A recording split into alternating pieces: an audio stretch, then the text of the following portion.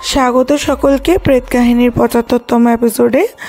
আজ একটা হাড়হিম করা ঘটনা তোমাদেরকে শোনাবো, এবং এই ঘটনাটি একটি ভিন্ন ঘটনা। কারণ এতদিন অনেক রকম ঘটনা তোমাদেরকে আমি শুনিয়েছি আমার প্রেত কাহিনীতে, কিন্তু এই ঘটনাটা শুনে আমারও বেশ ভয় লেগে গেছিলো। তাই ঠিক করলাম যে এই এপিসোডে এই ঘটনাটা একদম পারফেক্ট। আশা করছি তোমাদের সকল শ্রোতাদের ভালো লাগবে। আর তবে দেরি করব না, ঘটনাটা শুরু করে দিচ্ছি। কেমন লাগলো সেটা কিন্তু অতি অবশ্যই কমেন্টে জানিও। নমস্কার, আমার নাম দেবকুমার। আমি বর্ধমান কুরমুন থেকে ঘটনাটা তোমাকে পাঠাচ্ছি অডিও করে। আশা করছি তোমার এই ঘটনাটা শুনে ভালো লাগবে। যদি ভালো লেগে গিয়ে থাকে, তুমি তোমার মতন করে এই ঘটনাটা তোমার শ্রোতাদেরকে শুনিও। আশা করছি তোমার শ্রোতাদেরও এই ঘটনাটা ভালো লাগবে। আমার শ্বশুরবাড়ি মেমারিতে, আর সেখানেই এই ঘটনাটা ঘটেছিল আজ থেকে বহু বছর আগে। আমার শালাবাবু খুব একটা মাস মাইনের ভালো চাকরি করতো না। ওদের দুজনের ওইভাবেই সংসারটা টুকটাক টুকটাক করে চলে যেত। আর বাড়িতে আমার শাশুড়ি মা আর শালাবাবুই থাকতো। শ্বশুরমশাই কিছু বছর হলো গত হয়েছেন, তাই দুজন মিলেই সংসারটা ঠিকঠাক মতন চালাতো। বাড়িতে এরকম অনেক সময় আমি যখন যেতাম তখন দেখতাম যে অনেক অলৌকিক জিনিসপত্র ঘরের মধ্যে ঘটে চলেছে। আমি কিছুতেই না প্রথম দিকে বুঝে উঠতে পারতাম না যে এই জিনিসগুলো কেন ঘটছে বা কিছু। আর অদ্ভুতভাবে আরও একটা কথা তোমাকে জানিয়ে রাখতে চাইছি। আমার ছোটোবেলা থেকেই আমি খুব শিবের পুজো করি এবং শিব ভক্ত। আর আমার মধ্যে একটা আলাদাই শক্তি রয়েছে। যদি আমি কারোর বাড়িতে যাই, সেইখানে যদি আমি গিয়ে দাঁড়াই, ওখানে যদি ভালো জিনিসও থাকে সেটাও বুঝতে পারি, বা কোনো খারাপ জিনিস থাকলে সেটাও বুঝতে পারি। শ্বশুরবাড়িতে যখন আমি গিয়ে উঠি, কিছু সময় আমি একটা জিনিস দেখতে পেতাম ওখানে। সেটা দেখার পর আমার মনে হতো যে এই ব্যাপারটা কি আমার শ্বশুরবাড়ির লোকজন জানে, আমাকে জানাতে চাইছে না, বা তারা হয়তো জানে না। আমি যদি বলি তারা ভয় পাবে, তারা হয়তো বাড়িতেও থাকবে না। গরিব মানুষ কোথায় গিয়ে উঠবে আমি যদি বলি। এবার আসি মূল ঘটনাতে। আমার শাশুড়ি মা ওই বাড়িতে অনেক ছোটোবেলাতেই বিয়ে করে এসেছিলেন, এবং ছোটোবেলাতে বিয়ে করে আসার পর ওখানেই শ্বশুরমশাইয়ের সঙ্গে থাকা খাওয়া সমস্ত কিছু একসঙ্গে যেরকম হয়। কিন্তু আমার শাশুড়ি মায়ের এক দেওর ছিলেন, সেও অবিবাহিত ছিলেন, মানে আমার কাকা শ্বশুরমশাই, তিনি বিয়ে করেননি। তা যাই হোক, কাকা শ্বশুরের মুখেই পরে ঘটনাটা যখন শুনি আমি তখন অবাক হয়ে উঠি। আমি দেখতাম ওখানে যখনই যেতাম হয়তো কোনো জিনিস জায়গায় রেখে গেল, সেই জিনিসটা ওই জায়গাতে নেই, সেই জিনিসটা সরে গিয়ে অন্য জায়গায় রয়েছে। বা আমার শাশুড়ি শুকনো ডাঙা থেকেই হাঁটছে, কেউ যদি পিছন দিক দিয়ে ঠেলে দেয় দুম করে পড়ে যায়, ঠিক ওই রকম। আর হতো বেশিরভাগ সময়তেই আমার শাশুড়ির সঙ্গে এই জিনিসগুলো। কারণ শ্বশুর মশাই বাড়িতে থাকতেন না, মারা গেছিলেন।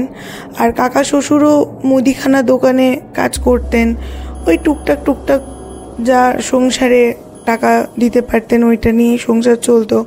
আর মানে আমার যে শালাবাবু, সেও থাকতো না, সেও চাকরির জন্য বাইরে বাইরে তাকে যেতে হতো। তা হঠাৎ একদিন আমি এবং আমার স্ত্রী দুজনেই শ্বশুরবাড়িতে যাই শাশুড়ি মাকে দেখার জন্য। কারণ এরা মাঝে মাঝেই হতো, পড়ে যেত, হতো, লাগতো বলে। একদিন আমার শাশুড়ি মা পাশের বাড়ির একজনের ফোন থেকে আমাদের বাড়িতে ফোন করে বলে যে, বাবা অনেক দিন হয়ে গেছে, তুমি আর মেয়েটা আসোনি, একটু এসে ঘুরে যেও। আমি খুব একটা যেতে চাইতাম না, কারণ আমি জামাই মানুষ, গেলে আমাকে নিয়ে ওরা খুব ব্যতিব্যস্ত হয়ে যায়, কীভাবে আপ্যায়ন করবে ওরা বুঝে উঠতে পারে না। আর একটা টাকা পয়সারও ব্যাপার থাকতো বলে আমি খুব একটা যেতে চাইতাম না, যে আমাকে নিয়ে ওরা অনেক বেশি কিছু ভাবে। কিন্তু আমিও একটা সাধারণ মধ্যবিত্ত বাড়ির ছেলে, আমি বুঝি টাকা পয়সার ব্যাপারটা। তা যাই হোক, একদিন আমি আমার বউকে নিয়ে যাই ওখানে। গিয়ে যখন আমি ঘরেতে ঢুকবো তখন সন্ধে গড়িয়ে এসেছে, অন্ধকারটা হালকা হালকা নামে, আর পাখিদের কিচিরমিচির আওয়াজ যে যার বাসাতে ঢুকছে। ঠিক সেই সময়তেই আমার চোখটা গিয়ে পড়ে আমাদের বাড়ির পাশে যে বটগাছটা তার নিচে। আর এখানে আমাদের বাড়ি বলতে মানে আমি আমার শ্বশুর বাড়িটাকেই আমাদের বাড়ি বলে এখানে বোঝালাম। যখন আমি ওইখানে তাকাই, হঠাৎ করে আমার চোখটা যখন গিয়ে পড়ে, আমি দেখতে পাই একটা মাঝবয়সী মহিলা, সে খুবই দুঃখ কষ্টে রয়েছে, একটা সাদা লাল পাড় শাড়ি পরে, এবং সে হাতটা মুখের মধ্যে চাপা দিয়ে খুবই কাঁদছে। অদ্ভুতভাবে আমি চারিদিকে তাকাচ্ছি, আমি আমার বউয়ের দিকেও তাকাচ্ছি, আমি দেখছি ও কোনো আওয়াজ শুনতে পাচ্ছে না বা ও কিছু দেখতে পাচ্ছে না। তখন আমার একটু ডাউট হয়, আর আমার মনে হয় যে ও হয়তো শুনতে পেয়েও আমাকে বুঝতে দিচ্ছে না যে ওদের বাড়ির সামনে এরকম কিছু একটা ঘটনা রয়েছে, আমি হয়তো ভয়তে আসতে চাইবো না বলে। তো যাই হোক, আমি যখন ঘরের মধ্যে ঢুকি, আমি দেখি আমার শাশুড়ি মা খুবই অসুস্থ এবং দেখাশোনা করছে একটা পাশের বাড়ির বাচ্চা মেয়ে। আর আমার কাকা শ্বশুরও আমরা এসছি বলে সেই ডাক শুনে এসেছেন। তখন আমি আমার শাশুড়ি মাকে বলি, আচ্ছা মা, আপনার যে পায়ে এরকমভাবে ওই জিনিসটা পড়ে গেছে, উপরে আপনি কি সরাতে গেছিলেন? তা তখন আমার শাশুড়ি মা বলে, না বাবা, কিছুই সরাতে চাইনি, ঘরে একবার এসেছিলাম যে জানলাগুলো বন্ধ করব বলে, খুব ঝোড়ো হাওয়া দিচ্ছিল, ভাবলাম যে হয়তো বৃষ্টি ফিষ্টি পড়তে পারে, সেই কারণের জন্য জানলা বন্ধ করতে এসেছি। ঘর থেকে যখনই বেরোতে গেলাম, ওপরের ওই লোহার ইস্ত্রিটা কিভাবে যে নিচে ধমাস করে পড়লো, আর একটু আগেও যদি পড়তো আমার মাথায় পড়তো, হয়তো আমি নাও বাঁচতে পারতাম। আমার কাঁধের সাইড দিয়ে পড়ে পায়ের কুড় আঙুলটার মধ্যে লেগে ভেঙে গেল, আর গল গল গল গল করে রক্ত বেরোতে লাগলো। কোনোভাবে তো তোমার এই কাকা শ্বশুর মশাই আমাকে ডাক্তারখানায় নিয়ে গিয়ে ব্যান্ডেজ করে নিয়ে আসে, আমি একদম মাটিতে পা ফেলতে পারছি না বাবা, মেয়েটাকে দুটো কটা দিন রাখলে খুব ভালো হয়। তো তখন আমি একটা কথাই আমার শাশুড়ি মাকে বলি, আচ্ছা মা, আপনাদের বাড়িতে কি এরকম কিছু ঘটনা ঘটে অলৌকিক?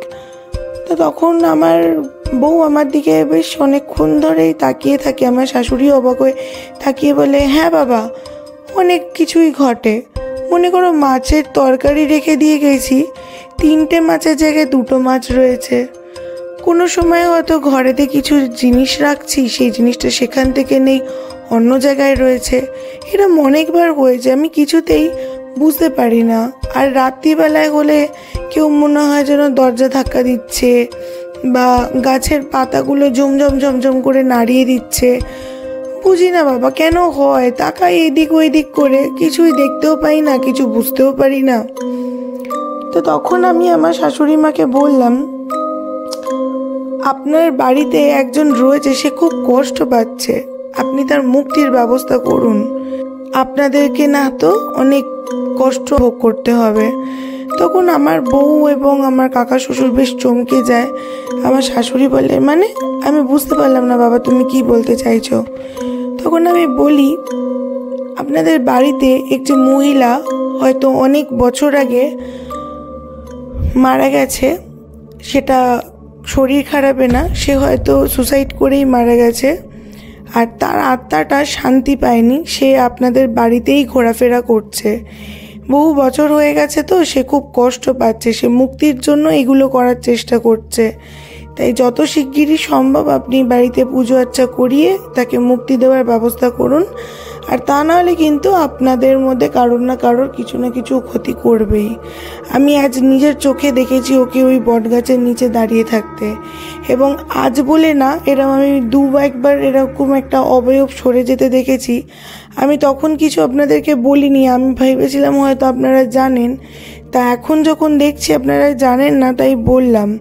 আপনাদের বাড়িতে কি কোনো এরকম ঘটনা রয়েছে, কেউ মারা গেছে? তা তখন আমার শাশুড়ি তো বলছে, না বাবা, এরকম তো আমাদের বাড়িতে কোনো ঘটনা নেই। তখন আমার কাকা শ্বশুর বলে উঠলেন, হ্যাঁ বাবা রয়েছে, তোমার শাশুড়ি মা জানবে না। তখন আমরা বয়স অনেকে ছোট, আমার বাবা তখন খুবই ইয়াং, আমাদের তখন বয়স হয়তো খুব জোর হলে 10 কি 12। দুজন মানুষ স্বামী স্ত্রী আমাদের বাড়িতে ভাড়া আসেন এবং তারা আমাদেরকে খুব জোর করেই বলে যে দাদা আমাদের একটা থাকার ব্যবস্থা করে দিন, আপনাদের বাড়িতে আমরা ভাড়া দিয়েই থাকবো। আমরা খুব কম টাকায় রোজগার করি, কিন্তু আমাদের খুব অভাবে দিন কাটছে, থাকার জায়গা নেই। তা তখন আমার বাবা বলে যে কি করে তোমাকে আমরা থাকতে দিই বলো তো, আমাদের নিজেদেরই থাকার জায়গা নেই। বাবা মানে এখানে আমার দাদা শ্বশুরমশাইয়ের কথা বলেছিলেন। তা যাই হোক, কাকা শ্বশুরের মুখ থেকে যখন এই কথাগুলো শুনি বেশ অবাক লাগছিল শুনে। এটাও কাকা শ্বশুরমশাই বললেন যে তারা বেশ কিছু মাস ছিল আমাদের বাড়িতে। হঠাৎ করে এই রাত্রিবেলায় দুই স্বামী স্ত্রীতে খুব ঝগড়া অশান্তি হয়, আর ওই বউটা ঘর থেকে বেরিয়ে বিষ খেয়ে আত্মহত্যা করেছিল। আর ওই বিষটা খেয়েছিল ঠিক ওই বটগাছের তলাতেই, আর তারপরে সে ওইখানেই মারা গেছিল। তখন যখন আমি ওনাকে বললাম যে হ্যাঁ আপনি জানেন এরকম মাঝবয়সী বউটা এরকম খাটো হাইটের হবে, খুব লম্বা চওড়া নয়, একটু হালকা পাতলা মোটা সোটা। তখন আমার কাকা শ্বশুরমশাই বললেন একদম বাবা, তুমি যা বলছো ঠিকই বলেছো, এটা ওই হতে পারে, কারণ এছাড়া আমাদের বাড়িতে আর এরকম আত্মহত্যা করে মারা যাওয়ার মতন কেউ নেই, আর তুমি যেভাবে জিনিসটা বলছো তাতে গিয়ে ওই মনে হয়, আর এছাড়া কেউ না। তখন আমি বাধ্য হয়ে বললাম যে যাই হোক, আমি তো সবটাই বললাম আপনাদেরকে, এবার যত শিগগিরই সম্ভব আপনারা এই ব্যাপারটা পুজো আচ্চা করে মিটিয়ে নিন, তা না তো ও কিন্তু এরপর আরও ক্ষিপ্ত হবে, আরও আপনাদের ওপরও প্রতিশোধ নেবে। ওর ভেতর ভেতর রাগ জন্মাচ্ছে, কারণ ও তো শান্তি পাচ্ছে না। খুব শিগগিরই যা করার করুন। আর তার পরের দিনকেই কোনো রকম আর আমরা দেরি করিনি, পাশের পাড়ার পুরোহিত মশাইকে ডেকে এনে হোম যজ্ঞ করা হয় বাড়িতে, দিয়ে যা যা উনি বলেন সেই কাজগুলো আমরা করি। দিয়ে সব মিটে যাওয়ার পর রাত্রির বেলা যখন খাওয়া দাওয়া করে আমরা রাত্রিরে ঘুমোই, মাঝামাঝি রাত হবে তখন আমার একটা স্বপ্ন আসে। ঠিক যেই মহিলাটিকে আমি ওই গাছের তলায় দেখিয়েছিলাম দাঁড়িয়ে কাঁদতে, সেই মহিলাটিকে আমি স্বপ্নতেও তার মুখটা দেখতে পাইনি, শুধু এইটুকুনি আমি স্বপ্নতে দেখতে পেলাম যে তুমি আমার অনেক উপকার করলে বাবা, তুমি আমাকে এত বছর পর মুক্তি দিলে, আমি এবার শান্তি পেলাম, আমি চলে যাচ্ছি। তারপরেই যখন আমার ঘুমটা ভাঙে তখন আমি দেখি ভোরবেলা হয়ে গেছে এবং কাক ডাকছে। তারপরে আমি এই ব্যাপারটা বাড়িতে আর কাউকে কিছু বলিনি। তো যাই হোক, তারপর থেকে নিয়ে এখনও অবধি আমার শ্বশুরবাড়িতে আর এরকম কোনো ঘটনা ঘটেও নি বা কিছু হয়নি। আর এই ঘটনাটা আমার মনে হলো তোমাকে পাঠাই, তাই জন্য পাঠালাম। ঘটনাটা শেষ করার পর তোমাকে আরেকটা কথা বলতে চাই, সেটা হচ্ছে হয়তো তুমি যে ধরনের ঘটনা তোমার প্রেত কাহিনীর জন্য চাও সে ধরনের ঘটনা হয়তো আমি তোমাকে দিতে পারলাম না, এটা হয়তো উপযুক্ত নয় তোমার প্রেত কাহিনীর জন্য ঘটনাটা। তবে আমি চেষ্টা করেছি যে তোমাকে ঘটনাটা পাঠানোর, কারণ আমার মনে হয়েছে যে এই ঘটনাটা আমার তরফ থেকে প্রেত কাহিনীর যোগ্য, সেই জন্যই আমি পাঠালাম। যদি তোমার ভালো লাগে আরও একবার বলে রাখছি, তুমি তোমার মতন করে শুনিও তোমার শ্রোতাদের। ধন্যবাদ। ধন্যবাদ কাকু, এত সুন্দর একটা ঘটনা তুমি আমাদেরকে পাঠালে। আর এই কথাটা আমি সকল শ্রোতাদেরকে রিকোয়েস্ট করছি, কেউ এই কথাটা বলবে না যে যোগ্য বা অযোগ্যর ঘটনা এরকম বলো না। তোমরা যে ঘটনাগুলো ভালোবেসে আমাদেরকে পাঠাও, আমরা চেষ্টা করি প্রত্যেকটা ঘটনা আমি আমার চ্যানেলে শোনানোর জন্য, কারণ আমার মনে হয় তোমরা আমাকে অনেক ভালোবেসে ঘটনাগুলো পাঠাও, অনেক কেয়ার নিয়ে ঘটনাগুলো পাঠাও। আর আমি যদি সেই ঘটনাগুলো তোমাদের না শোনাতে পারি তাহলে হয়তো আমারই ভুল কোথাও একটা হবে। সেই জন্য আমি চেষ্টা করি সকল মানুষের ঘটনা আমি শোনানোর। আর হয়তো দেখো অনেক ঘটনা আসে, সবার ঘটনার তো আজকে পাঠালেই এই সপ্তাহে বলতে পারি না, আমাদের শিডিউল করে রাখা থাকে আগে থেকেই। তা সেই জন্য হয়তো তোমাদের ঘটনাটা হয়তো 2 সপ্তাহ বা 3 সপ্তাহ পর আসে, তার জন্য কিন্তু তোমরা কিছু মনে করবে না। তোমরা যারা ঘটনা পাঠাচ্ছ প্লিজ আমাকে এইভাবে ভালোবেসে ঘটনাগুলো পাঠাতে থাকো, আর তোমাদের ঘটনা আমি নিশ্চয়ই প্রত্যেকটা এপিসোডে শেয়ার করব। তোমাদের জন্যই কিন্তু আজকে প্রেত কাহিনী 900-তে গিয়ে দাঁড়িয়েছে।